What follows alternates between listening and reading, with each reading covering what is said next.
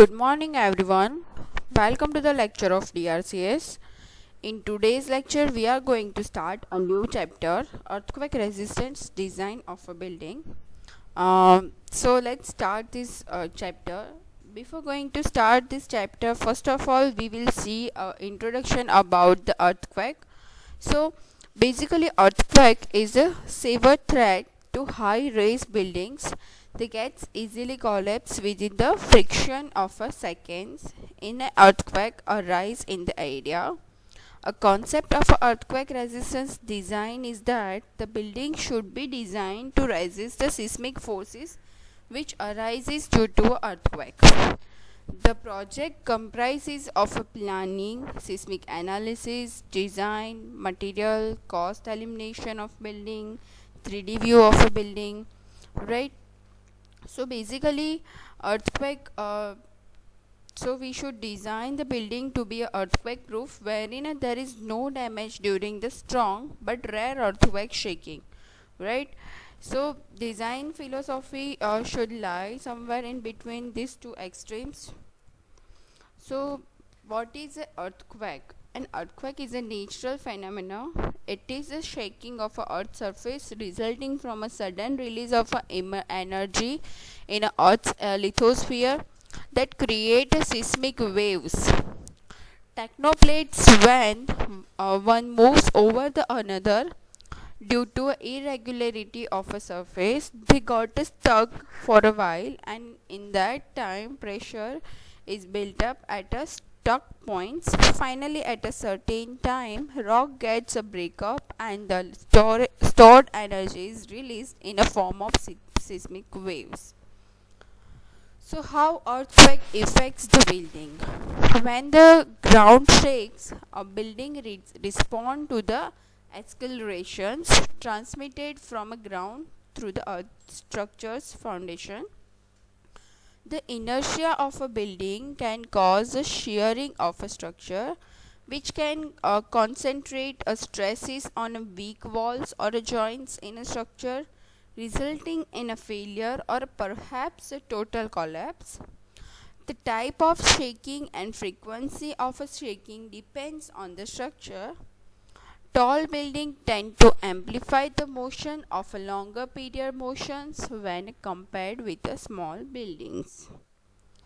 While analysis or design loads are obtained from IS code as mentioned, and the seismic parameters like a zone factor, response reduction factor, damping ratio are obtained from IS 1893 2002 code book.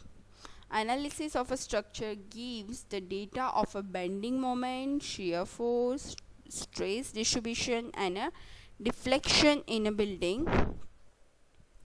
So during the earthquake, a column undergo a relative moment between their ends and forms a plastic hinges and causes ultimate failures. Earthquake causes a vertical displacement as well as a horizontal. So generally, structures are preliminary designed to carry the gravity loads, so that design of a gravity loads is adequate for an earthquake shake at a vertical direction, but may not be able to sustain the effect in a horizontal direction. So design loads generally obtained from Indian standard codes, and they are provided below.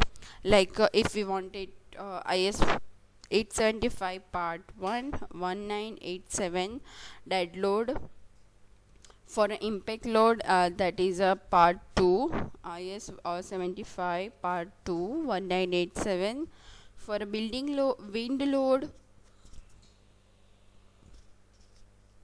IS 875 part 3 1987. Special loads and load combination, we will see IS 456, IS 875 part 4 1987.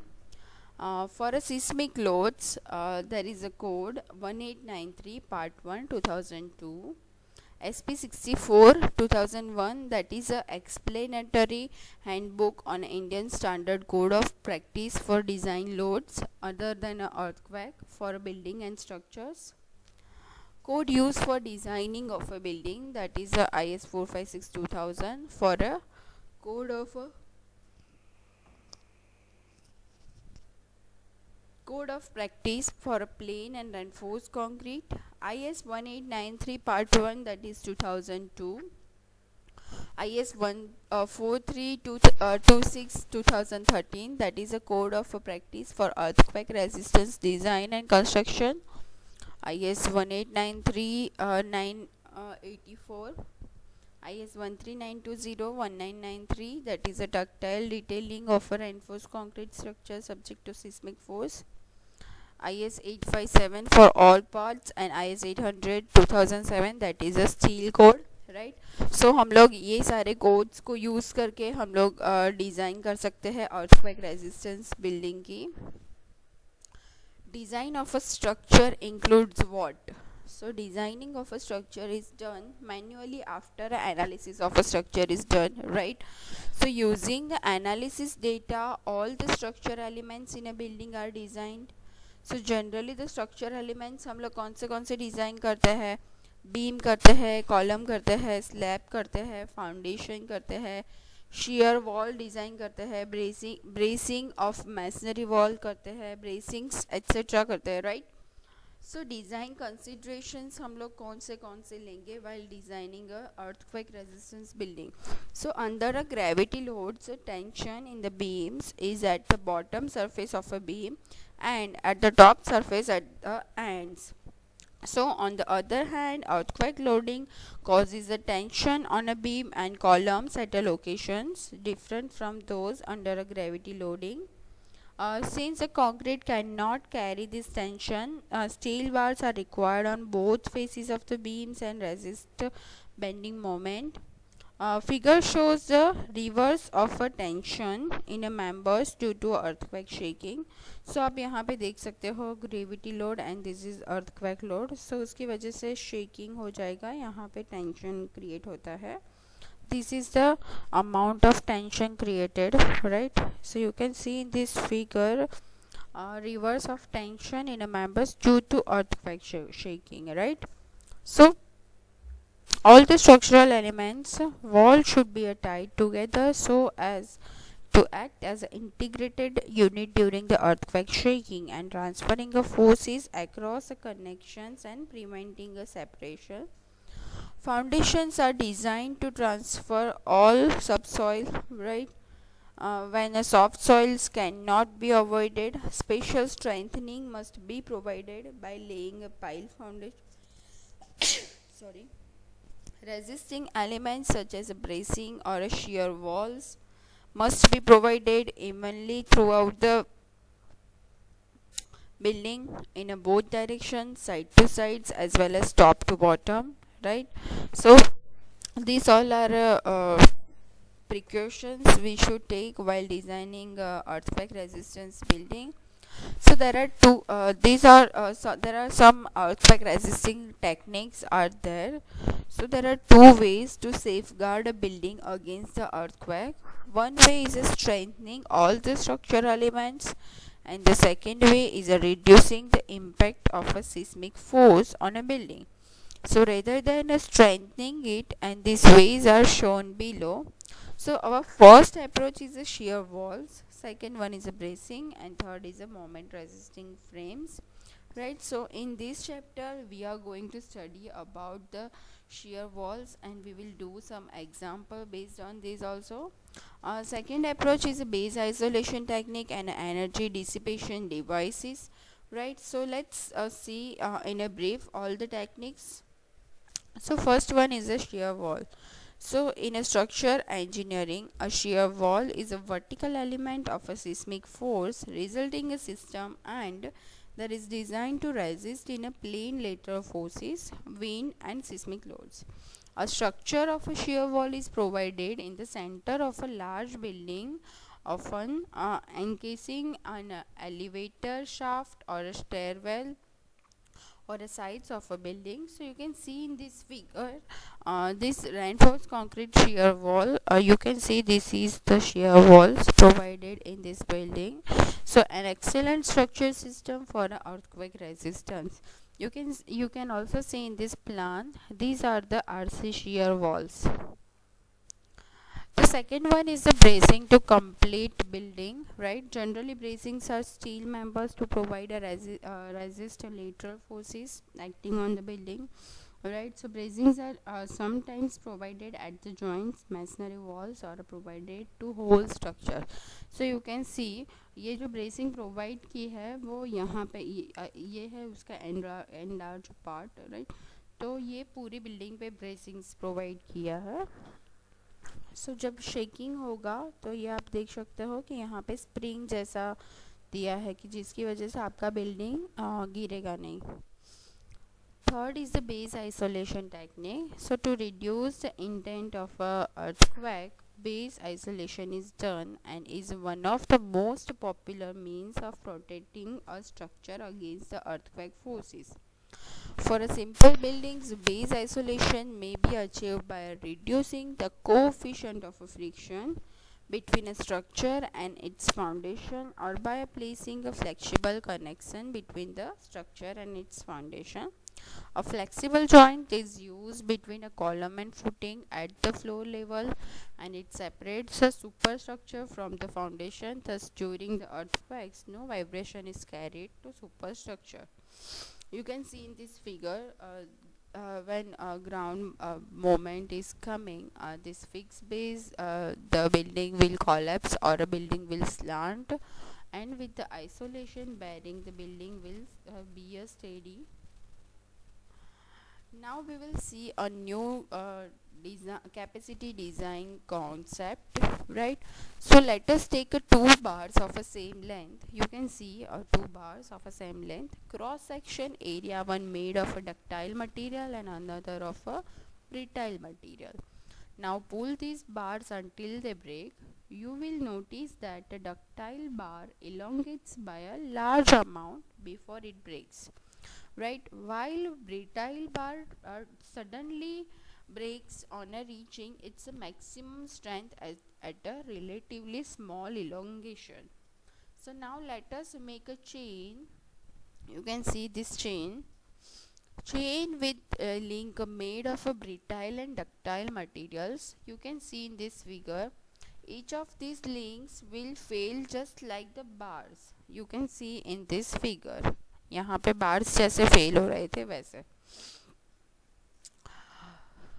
Now hold the last link at either end of a chain and apply a force F, since the same force F is being transferred through all the links.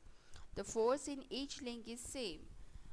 For example, F as more and more force is applied. Eventually, the chain will break when the weakest link in it breaks.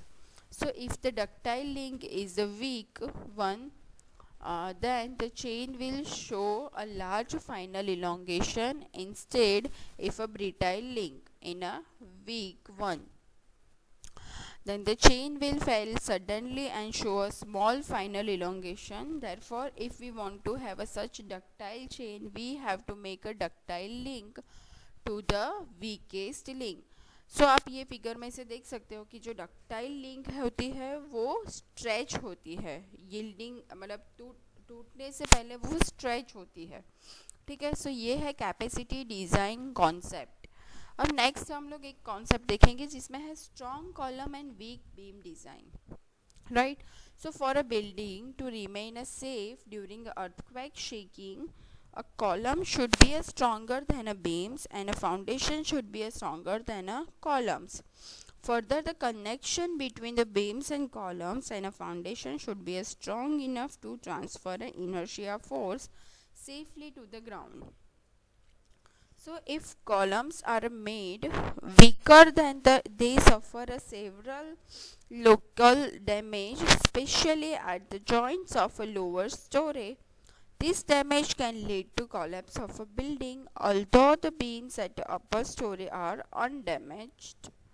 On the other hand, if beams are weaker and columns are stronger, then damage will first occur in beams which are ductile enough and cause a progressive damage.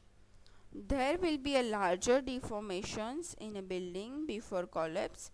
Therefore, in earthquake resistance building, column should be stronger than column. It is better to make beams to be a ductile weak link than a columns. So this method of designing a RC building is called strong column weak beam design method. So hence strong continuous beam on a light columns you can see in this figure, figure number 1, are not appropriate in earthquake prone regions, and a strong column weak arrangement should be a right choice as a postpone complete collapse of a structure. So following are the reasons for having a strong columns and weak beam in a design. So first reason is a failure of a column can affect, you can see in this figure, failure of a column can affect the stability of a whole building, but the failure of a beam cause a localized effect, right? In a weak column structure, a plastic deformation is constructed in a particular story. So you can see in this figure number 16, and a relatively large ductility factor is required. And third one is the in a both shear and flexure failure of a column, degradation are greater than those the yielding of a beams, right?